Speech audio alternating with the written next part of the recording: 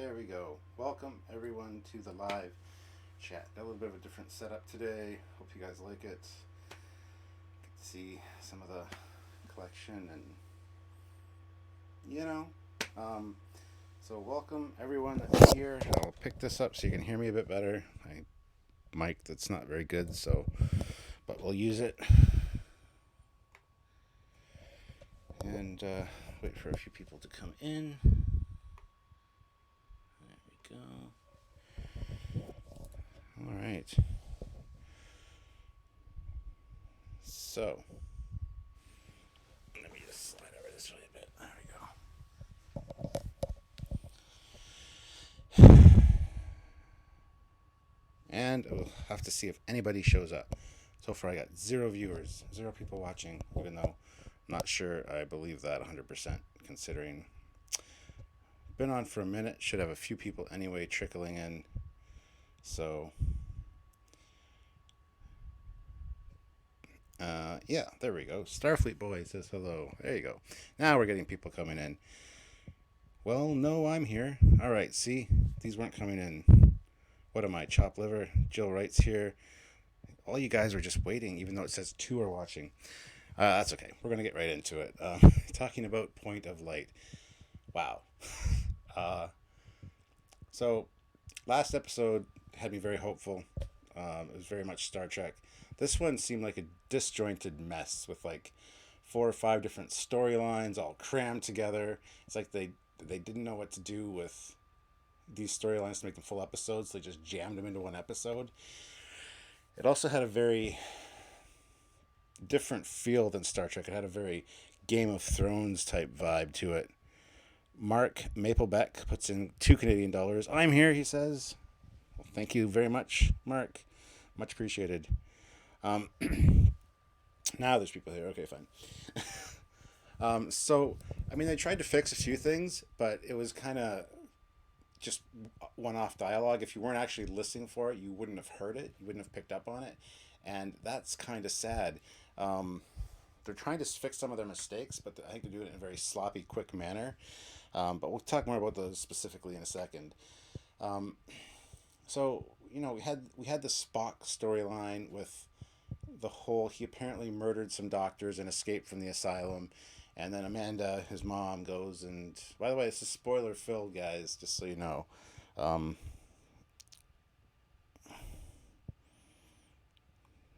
wow is not the word I would have used. I didn't say wow in a good way. I just said wow, like wow. I just saw that. But we'll get into that. This episode depressed me. Yeah, this episode depressed me too. Don't worry. Um, so we got the Spock storyline with the Red Angels, how they came to visit him, and when he was younger, and he drew these pictures, and his parents just chalked it up to an imagination or whatever. They apparently went after Burnham for some reason, and the Spock had to go save her, and then like I said, I haven't said this, but I only see this once before I do these first reaction reviews because I watch this, then the Orville, then get this set up and ready to go. I should actually do them a little bit earlier, so I apologize for taking so long, but you kind of get the Michael explanation of why she didn't want Spock following him around, and she was probably very mean to him to kind of discourage that. And the fact that Amanda got really pissed off at Burnham was pretty funny. Also, the fact that Burnham doesn't have to be perfect. She can't figure things out, and that's how the episode starts out. Uh, it's fine, Burnham. You're not perfect. Matter of fact, at one point, she even says to Tilly, "I need a problem I can solve," because I think she feels like she needs to be perfect. David Scarpa puts in $1.99. This was a step back to season 1, not in a good way. Totally agree, 1,000% with that. That's a fair assessment. Um, yeah, well, okay. Let's talk about some of the continuity things that they tried to fix. I don't know if you guys noticed, but in the Klingon fight scene, there was some pink blood and then red blood, which was kind of neat. Because we were just talking about that the other day on our live, talking about inconsistencies in Star Trek and the pink blood and how they could go back and fix it in Star Trek 6 visual effects. But they definitely had pink blood. There was a scene where the one guy got stabbed, and Sylvie's like, "Did I just see pink blood?" And I'm like, "Yep." And then, like, literally 2 seconds later, somebody else gets stabbed, and she goes, "Did I just see red blood?" I said, "Yep," because it splattered the camera. Um, so there, we just fixed the Klingon blood issue for you guys. Do you love us now? No, no, we don't.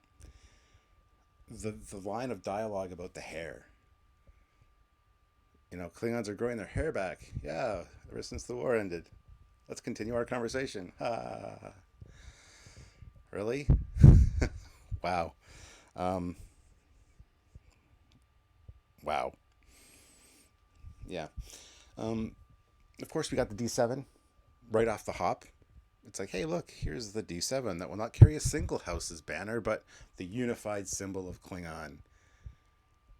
Meanwhile, 100 years ago, we had ships that had the same basic design elements in the D5 and a few other ships. But what happened to them? Yeah. Plus, it wasn't a D7 hologram. It was clearly a Katinga.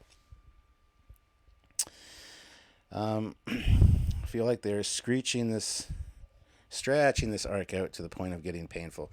Well, this one seemed like just a cluster fuck, basically, of an episode. They just threw everything into it.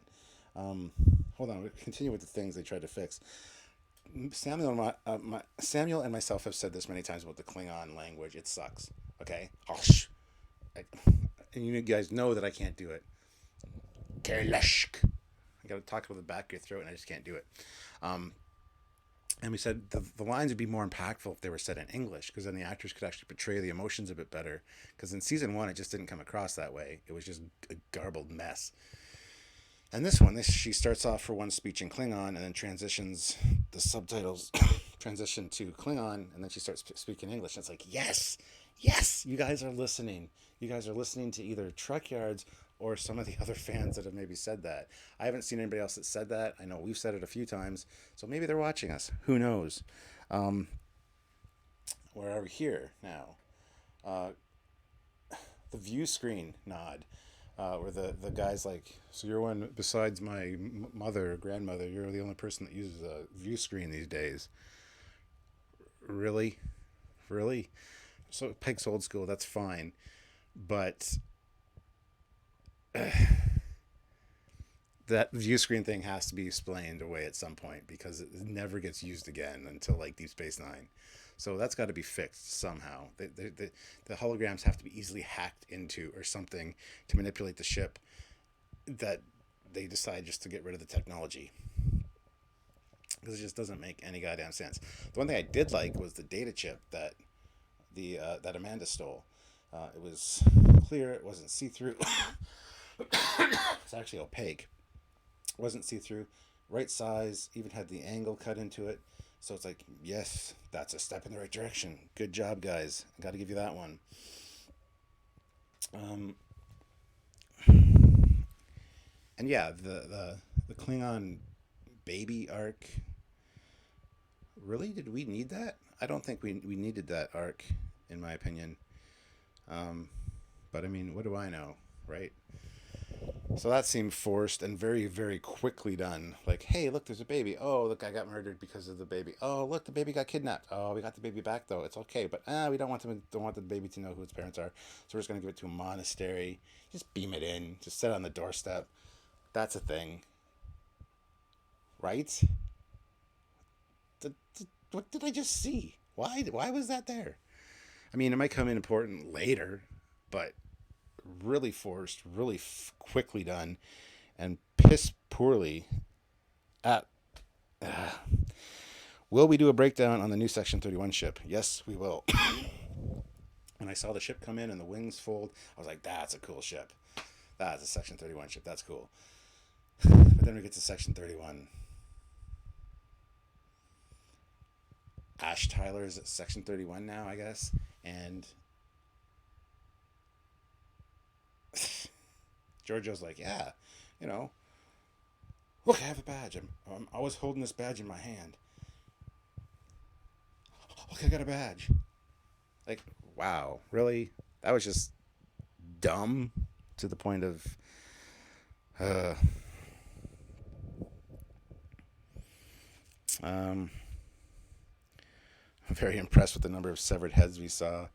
Yeah, I suppose, but then again, it's more Game of Thrones. And yeah, the Klingon heads, man. Oh, sure, the older guy looked good. The old Klingon looked good. He looked like a genuine Klingon.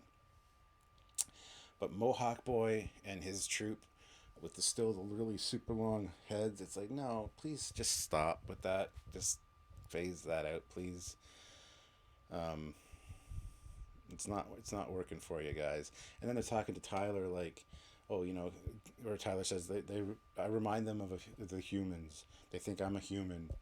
It was a Klingon that was made made to look human. Human. My God. Sorry about the cough, guys. The grandma using the view screen is a passive aggressive way to insult us. Yeah, no kidding, eh? Um, but the fact that they're saying about, I remind them of the humans. That's because you look human, dude. And so do a lot of Klingons at this point because of the augment virus that happened 100 years ago. That was never mentioned. There should have been a line. They were throwing lines of dialogue to fix things the whole time. Why couldn't they have thrown that line of dialogue in? Something about I get as much respect as the augmented or the failed augments or something. That would have been much better than what we got. Um,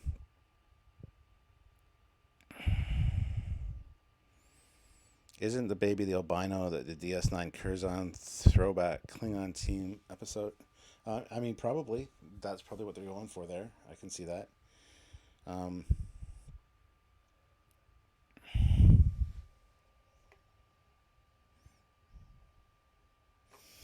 but oh, the Sylvia Tilly thing. Oh my God. So she's running a marathon with three other people through the corridors. Fine, that's part of training. Whatever, that's fine. Lights are flashing, yay. But shit, she has time to stop at an intersection, have a conversation with herself while they keep running, and she still beats them. Now, it could be that the conversation she had at the intersection was all in her head, and she didn't actually stop to have that conversation. She thought she had that conversation. Um, anyway, that's just. And then the whole, I need to talk to the blonde guy. He's not. He's the captain, and I'm like, it's Stamets. She needs to talk to Stamets.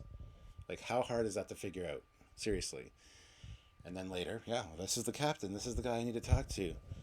And then they extract the thing from Tilly without any warning. It's like, this is gonna hurt. Okay, thanks, jackass. So we had the baby storyline, we had the Tilly storyline, we had the Spock Burnham storyline. What else was there? I guess that was basically it. And then the Tyler and Laurel storyline. And they're not getting as long as well as I anticipated they would be. But Dave Scrapper puts in $1.99. If Trek Utopia is built upon Section 31, Dirty Ops sucks. Yeah, pretty much. I hate that Section 31 is such a big thing now. It just never used to exist until Deep Space Nine, and then all of a sudden, oh, we'll put in Enterprise. Oh, we'll put in every goddamn thing we ever do ever again. So just the whole Federation revolves around Section 31.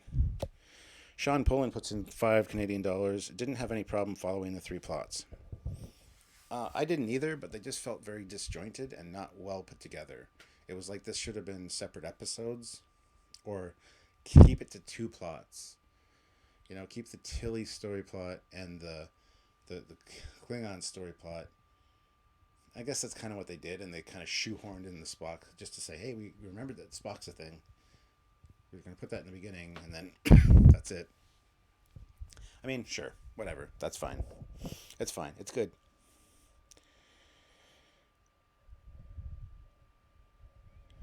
No, there's a billions of human-looking Klingons. Countless worlds were infected. Yep, absolutely.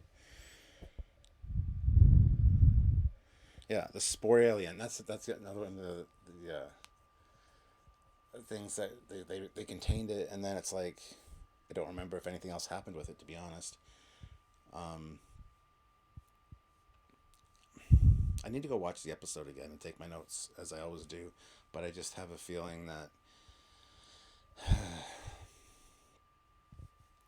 I hope I missed something. I hope I missed some plot threads. I hope I missed some lines of dialogue that might explain a few things. But they did try to fix things. They tried to fix the pink blood by having both kinds of blood. I like that. I do like that a lot. It could be that the orc shaped Klingons have the pink blood and the regular Klingons have the red blood, because that's kind of how it.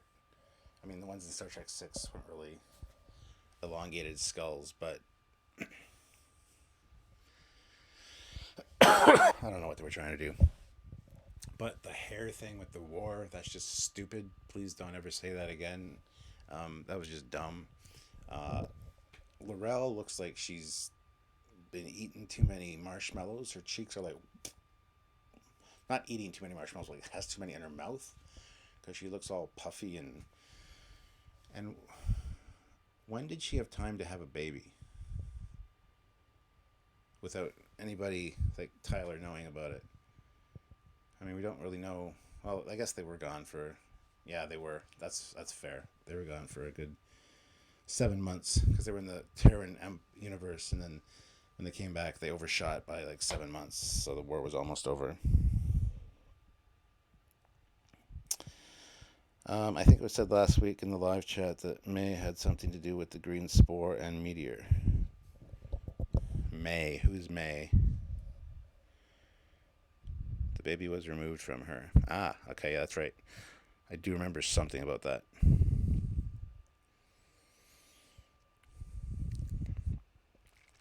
The baby grew up out of the uterus. Okay. All right. Okay. So I did hear something about that. Okay. I'll need to rewatch it. Thank you, guys. Thank you. Thank you. Thank you. Um, so now I'm wondering, since Section 31 is here, and having Giorgio as a Section 31 member is stupid. She has access to all this high tech covert equipment that can possibly topple a government. She's going to have to learn how to use it. She's going to have to figure it out, and then she's going to start twisting it around on Section 31. We know this is going to happen. She's going to deceive them. Why would you let her have this power?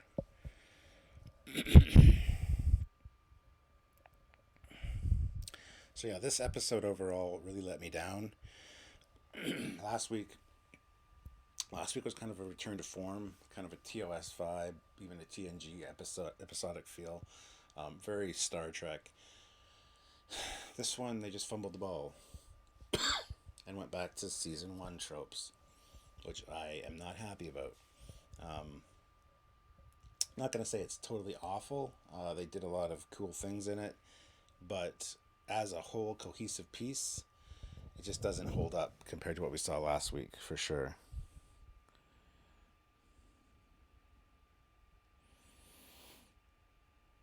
I think they overcorrected on the Klingon dialogue. There was a lot of lines that would have felt more natural to burst out in Klingon instead of English. Yeah, I would agree with you. Um, some of them, like talking to her uncle and stuff, should have been in Klingon, but they tried to address it the best they could. Why do you speak to me in English? Um, Actually, he said that, didn't he? Why do you speak to me in English?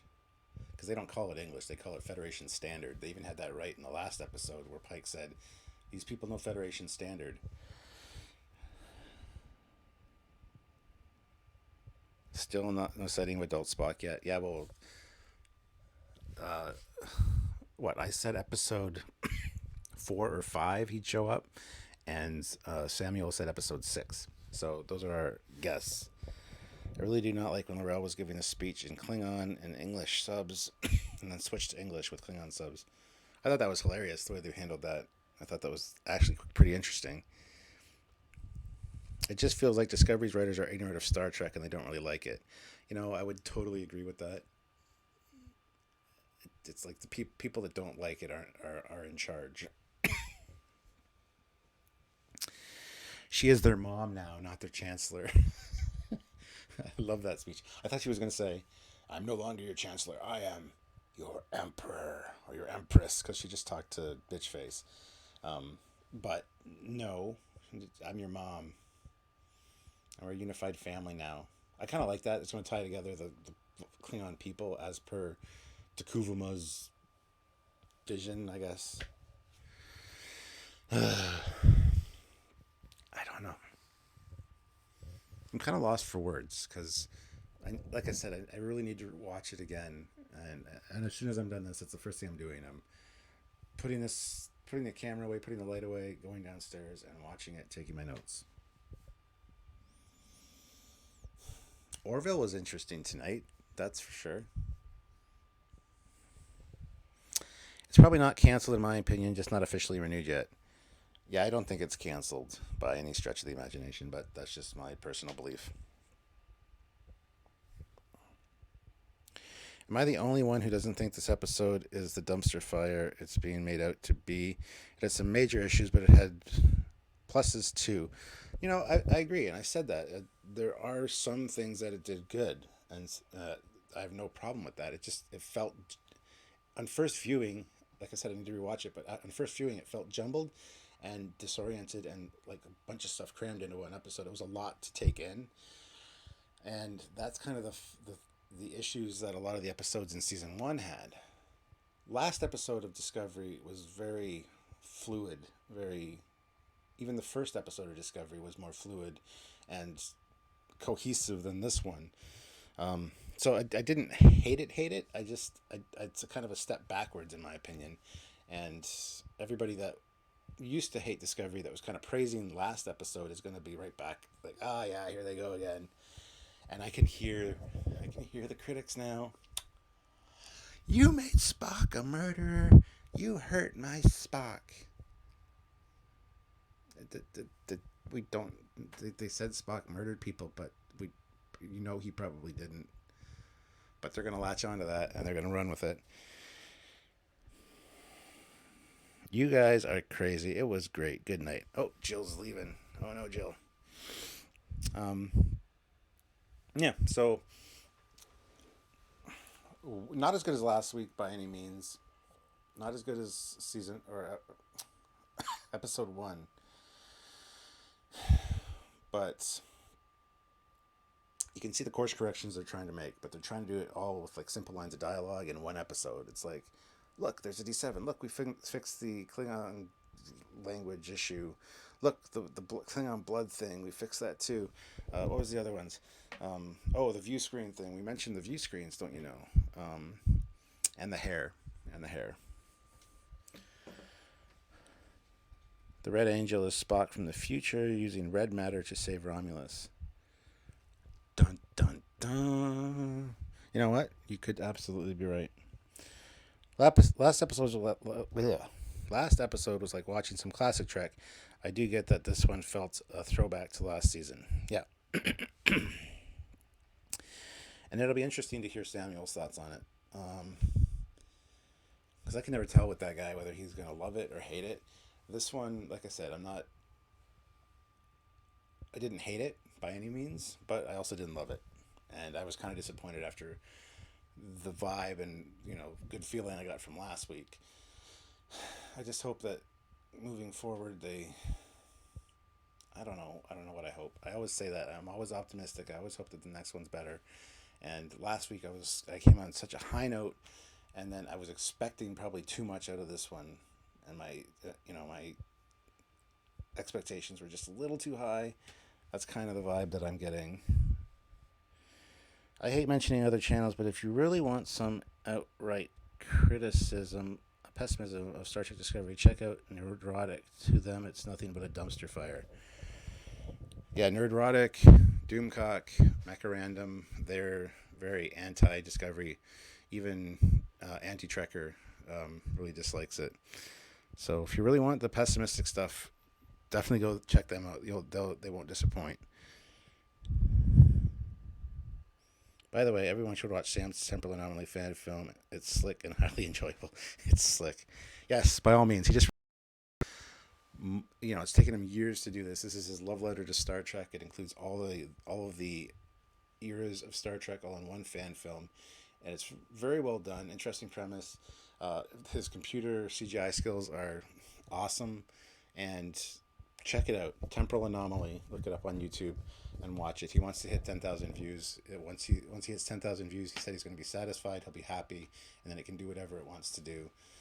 But he's going to closely watch it till it hits those 10,000, and you know, by all means, comment on it and let him know your thoughts. Whether you love it, whether you well, if you hate it, don't be mean about it. But you know, you can say that you disliked it or something. But check it out. It's a labor of love from him, and it's been forever since it was supposed to be.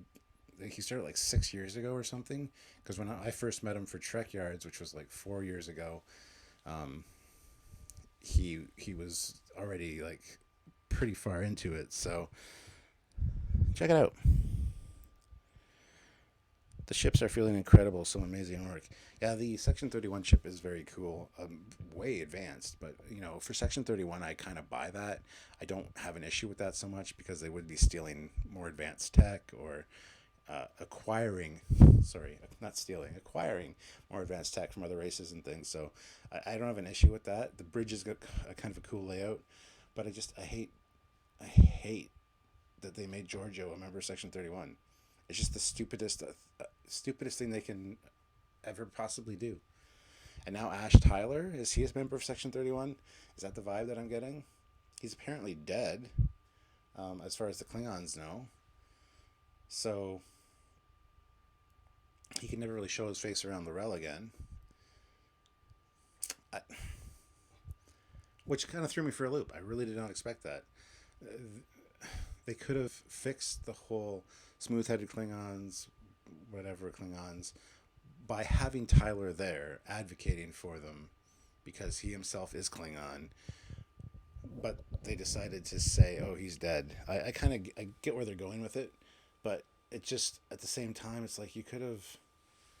But we'll see. It's still we're only 3 episodes into the season, so who knows what's going to happen.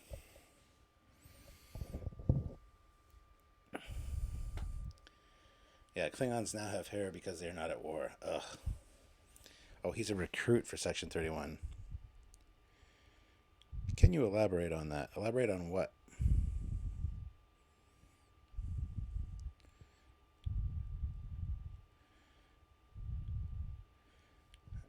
For some reason, the stream just went offline.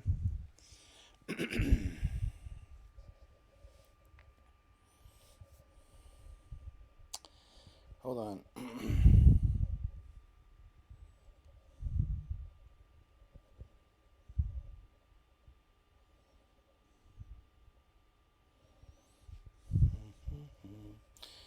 Just gotta tell some people in the household to stay offline so that you guys can actually hear me. Um, you know what? I don't have crappy internet. We have really good internet.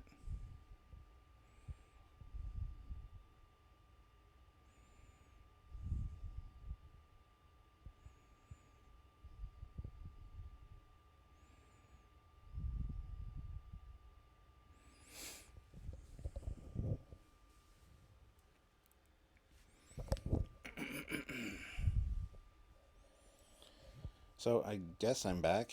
Um,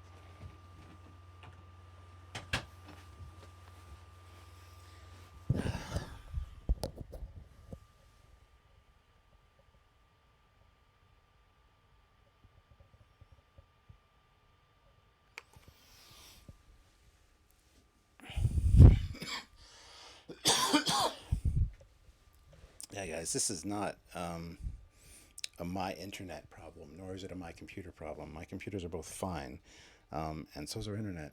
This is a YouTube issue by the looks of it.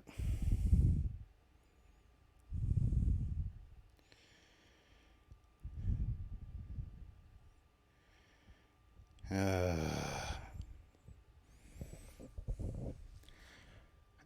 this pisses me off.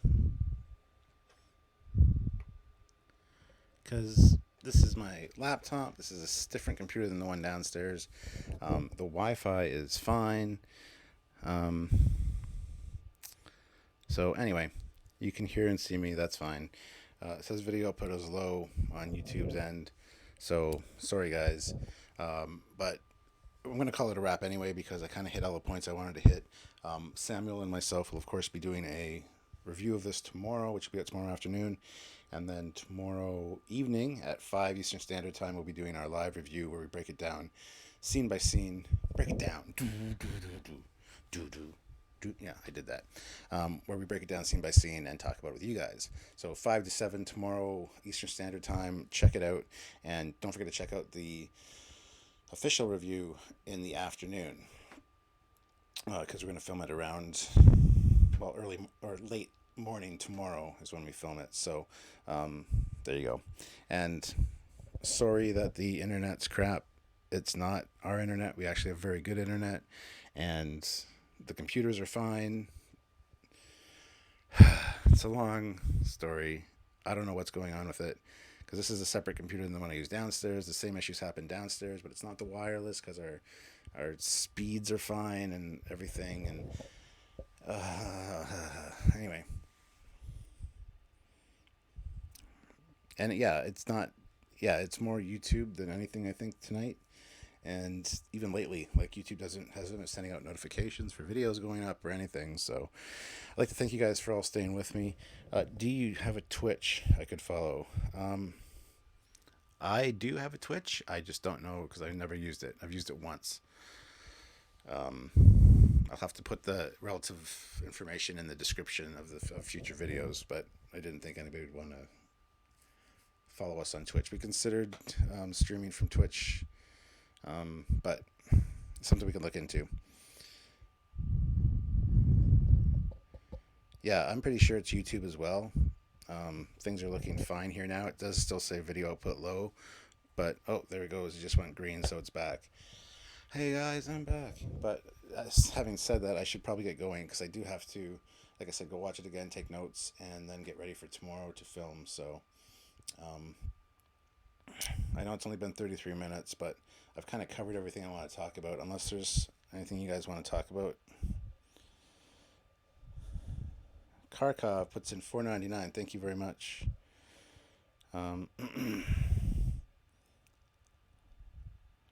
Stops the Star Trek Online update. It's not updating. Don't run because of the net cap. It's fine. Well, it's fine now, but it wasn't a minute ago, and it was annoying me. It went offline like 4 times.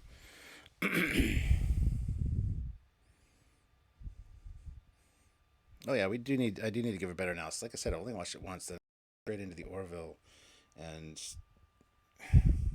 I haven't digested the whole episode yet. When I go through and watch it now and take the notes, that's when I'll get the feel for it. I'll probably watch it again after that, before we do our review tomorrow as well. So I got a good understanding of it. But lightsabers, yeah, I was waiting for the lightsaber scene, and then it was just like a taser almost. Baby saving the universe, unsecret section 31. Yep, sounds like a winner. Yeah, pretty much. It's a good analysis. It was a tougher one to watch, that's for sure. Yes. I have a super chat. Did I miss a super chat? $4.99. A $2 one. The other ones, I hit all of those. So thank you to everyone who's super chatted. I appreciate that. And again, sorry for the internet issues, but it's a YouTube problem at this point. As far as I'm concerned, everything else seems fine on my end. So, and it's back to video output low. So I should just get going until it doesn't cut me off again. So thank you guys for watching, and tune in tomorrow, 5 Eastern Standard Time, to see our live review where you can interact and ask us questions, talk, put in your thoughts as well. So